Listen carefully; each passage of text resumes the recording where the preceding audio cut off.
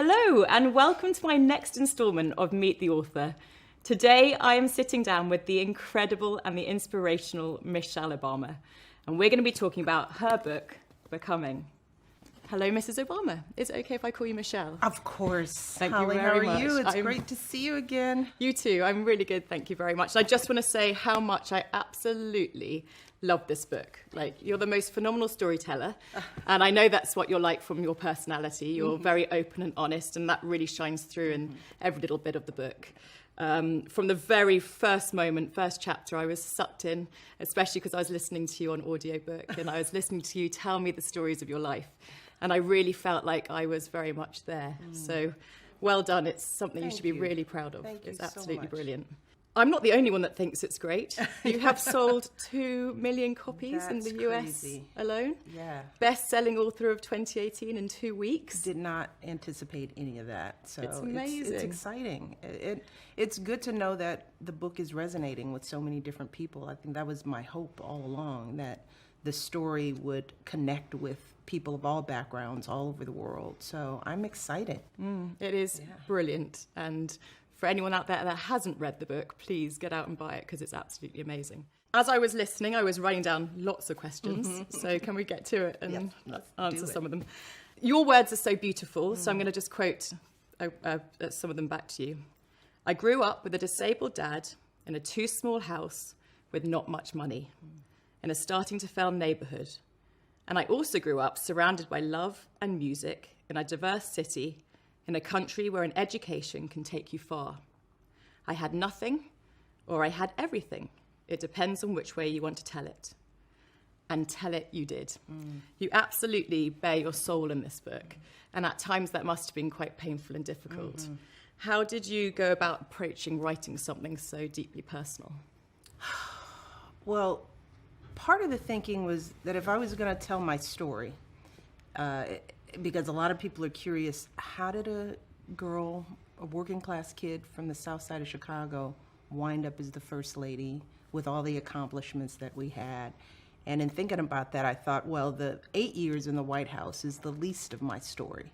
You know, it doesn't really explain anything. So I felt like I had to give people the context of my life. I had to introduce them to that little girl, Michelle Robinson, and give them a sense of what the sights and sounds of that little girl's life was like, how she played, how she was loved, you know, who she interacted with, some of her hardships, some of her failings, because I really do think that that's how we get to know people. You know, too often we focus on what I call our stats. What school did you go to? Where did, you know, what's your occupation? But the truth is, to really get to know people, we have to go deep into those stories. And I felt that if I wanted people to get to know me, I had to share everything.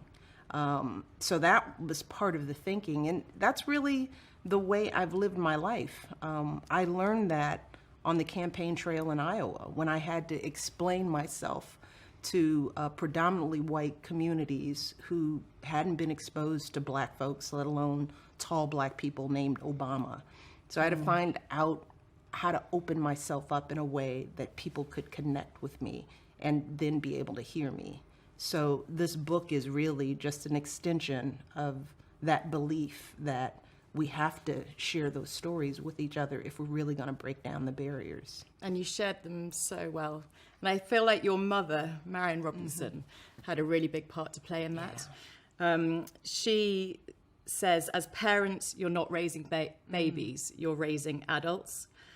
How do you feel in reality? What did that actually mean for you and your brother Craig when you were growing up? Oh, that meant that our voices had real value in our house. There's some people who raise kids and they use the philosophy, kids are to be seen and not heard. And it was just the opposite for us. I mean, we sat around the dinner table at night and we told stories about our day. And when you grow up with parents who not only respect your voice, but enjoy your voice, that's how I felt in our home, that my parents thought we were brilliant and funny, and they wanted us to, you know, I say in the book, my parents knew that there was a flame in me that they wanted to keep lit. And that's what I call Zen neutrality in parenting. I describe my mother in that way. It's that gift of understanding that to empower children in the long term, you have to give them that space and that room to be themselves when they're young.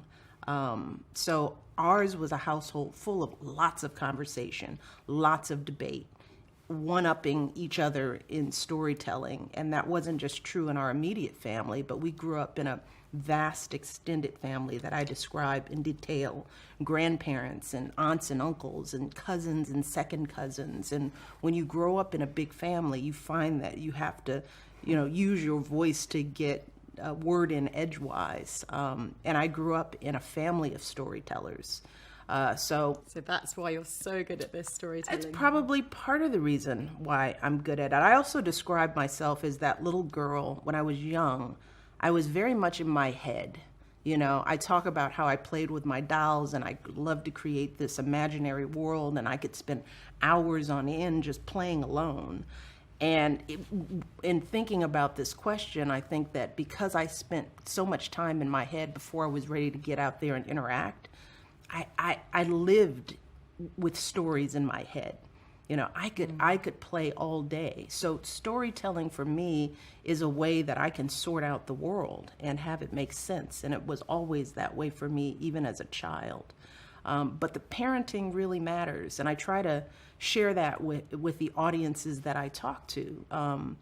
We have to give children the space to be and to be who they are. And as a mother, kids come here with their own personality. Bringing up twins at the same time, they get the exact same everything, but they're completely different people. Right. And I think my parents sort of understood that. So they didn't expect the same thing from me as they did from my brother. But they did treat us as equals, which I think played a big role in me being a powerful woman with a powerful voice. I was used to being respected in my home. So I went out into the world and I expected that same treatment from others. Wonderful. You've had many different careers in your life. You attended Princeton and then became a high-flying lawyer. You were a powerhouse at City Hall, director of a variety of community not-for-profits, and then a reluctant political campaigner. You call this swerving, and I absolutely love that term because I had a dramatic swerve myself where I trained to be a doctor, worked as a doctor, and then became a businesswoman. And so I completely understand how dreams and aspirations can change. You talk about the worries that you had about other people judging your career choices, especially leaving law. How did you overcome that? And what would you say to others facing the same dilemma? Well, the first thing that I had to overcome was my own guilt. Because when you spend so much time and money, in my case, taking out student loans, I came out of law school with a lot of debt. The notion that I wouldn't want to invest financially to recoup that that initial investment was a struggle for me, especially growing up as a working class kid.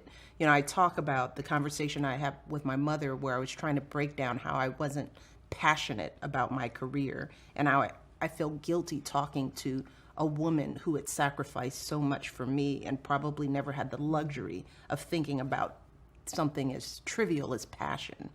So explaining that to a working class family, how you're going to walk away from a solid career and a solid income to, pursue what's deep in your heart. My parents didn't. And were they your biggest worry when you decided to leave? Initially they were, but also it was part of the challenge was what else was I going to do? That's part. I describe myself as a box checker. Because that's how we teach kids. It's like there's a path. You pick a career when you're 7. You study that career in elementary school. You go to college. You get a major. And life choices are not that orderly. But that's how we train kids. And I was right on that path. And I knew how to achieve. I knew how to get A's and how to get to the next level. But no one taught me how to dig deep inside my soul and figure out what I cared about. And we don't talk to kids about what they care about. We talk about what they should major in, what they should study. And those two things are very different. So part of the struggle was I had to relearn how to educate myself about who I was School didn't teach me that. All those degrees, all those fancy schools didn't help me connect into who I needed to be as a person. So I had to rewind all that learning. And it's such a shame because the education systems really should start that from the very beginning. Yeah, we struggle, you know. I mean, I think the challenge is that education systems are developed for masses of teaching, but every kid is so different. And if you don't have the resources to individualize the educational curriculum, then you're really pushing kids through a funnel that may not fit them. And that's something that I worry about and see now in my girls. Especially with the standardized testing and having to pass the exams and get on to the next level. And This notion that you're going to learn something that every kid is going to learn in the same way at the same time is disastrous. And it creates box checkers who then go on to careers that may not fulfill them, and then they're not good at it. So the tough part for me was relearning all, you know, and figuring all that out on my own. And so I had to find people who could help me. You know, I did what I called informational interviews. I had to go out and just meet people who were doing all sorts of things that seemed interesting to figure out what I cared about. Was it kids? Was it working with kids? Was it mentoring? Was it education? I didn't know. I hadn't explored it because I was on the path to be a lawyer. So that was the hardest thing for me to understand how to do, is to walk away from the formal training that I had gotten and to swerve into something more creative. And so would your advice be to others, it is important to find your passion in It life? is absolutely important. And I encourage young people to try on different hats. I think it's a shame that kids are forced to figure out so early in their life and get on a path. So I encourage kids to do internships, to work, to talk to people who are doing things that they think are interesting, because most kids are intimidated about approaching you, for example, and saying, Holly, you've done some swerving. Tell me about what you're doing, and having those conversations in high school and in college before you commit to something. But I think kids feel the pressure to have to know what they're going to be. It's such a young age. Exactly. You're 16, 17, 18 when you're making these big life decisions. Yeah. In one of the first lines in the first chapters, a question that I hate the most that we ask children is, what do you want to be when you grow up? As if growing up is finite, as if you get to a place and at some point that's the end. And that's sort of one of our big dilemmas, that we ask kids so early to figure out who you're going to be at 5 and 7 and 10 and even 20 years old. So I do encourage young people to be open to the swerve and don't beat themselves up if they feel they've maybe not made the right first choice. Because life, Holly, is long. And as you know, we can have many lives within a life. We are always evolving. That is why I called the book Becoming. You know, this notion that we ever stop evolving is just wrong. Yeah, you didn't call it Become. That's right, became. Already done that.